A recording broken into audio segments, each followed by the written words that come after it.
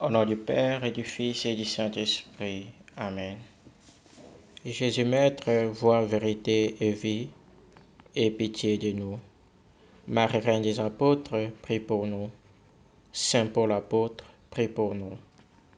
Nos bien-aimés Jacques Alberion, Timothée Jacquard, Anorite et Bakanja, intercédez pour nous. De tout péché et de tout mal, délivre-nous, Seigneur.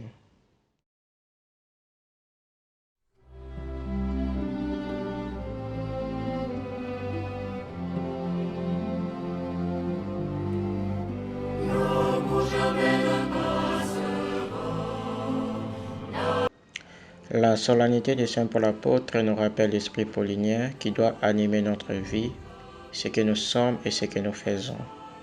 Dans cette neuvaine communautaire, nous voulons connaître profondément l'esprit de notre Père Saint Paul, le prier de nous aider à vivre l'Évangile et à le communiquer comme il a vécu et transmis à ses églises, puisant force et lumière dans l'Eucharistie. D'une part, nous méditerons sur sa vie mystique et apostolique, et d'autre part, nous mettrons en exergue les précieux enseignements du fondateur, le bienheureux Jacques Alberion, sur la vie de l'apôtre, l'Eucharistie et le magistère. Certes, la clé de la grandeur de l'apôtre Paul est dans sa vie intérieure, sa mystique. Pour le pape Benoît XVI, l'expérience de Saint Paul, parallèle à celle des apôtres de la Transfiguration, nous montre que contempler le Seigneur est à la fois fascinant et formidable. Fascinant parce qu'il nous attire à lui et ravit nos cœurs vers le haut, les portant à sa hauteur où nous expérimentons la paix et la beauté de son amour.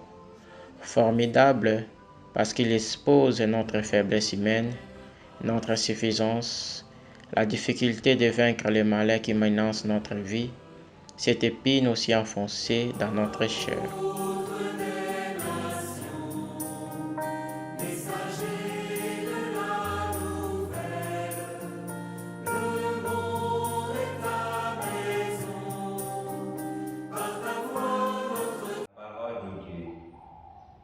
Pour moi, je suis déjà près de la fin et le moment de mon départ approche.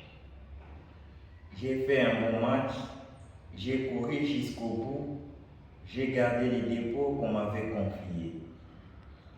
Maintenant, j'attends la couronne de toute vie sainte que le Seigneur me donnera, lui le juste juge, quand viendra son jour, et pas seulement à moi, mais aussi à tous les amis de sa venue glorieuse. Parole du Seigneur. Apôtre des nations, messager de la nouvelle, le monde est ta maison, par ta voix notre Dieu se révèle. Gardez aussi toujours à l'esprit l'exemple de Saint Paul, qui a tant travaillé, tant souffert dans l'exercice de son apostolat, sans jamais se fatiguer, jusqu'à ce qu'il ait pu dire « J'ai achevé ma course ». Vous aussi, si vous exercez votre apostolat avec foi et zèle, vous pourrez alors dire à la fin de votre vie « J'ai accompli le noble apostolat qui m'était confié. Maintenant, j'attends la récompense. »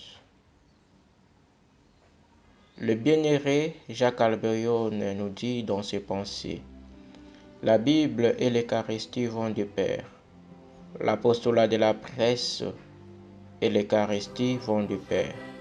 L'Eucharistie et la Bible forment l'apostolat de la presse, qu'elles soient inséparables et inséparées dans nos cœurs. Fin de citation. L'Église naît du mystère pascal.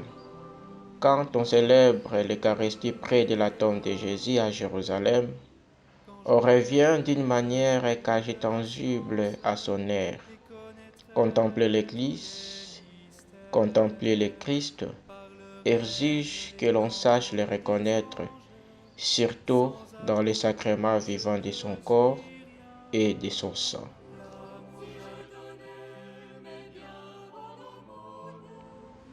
Prie pour nous, Saint Paul apôtre.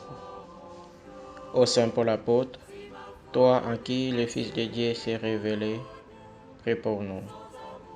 Toi qui as été le vase de l'action du Christ, prie pour nous.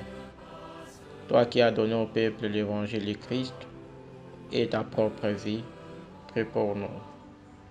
Toi qui as porté les chrétiens dans ton cœur et dans tes chaînes, prie pour nous. Toi qui n'as pas pu te séparer de la charité de Christ, prie pour nous. Toi qui as été crucifié avec le Christ, prie pour nous.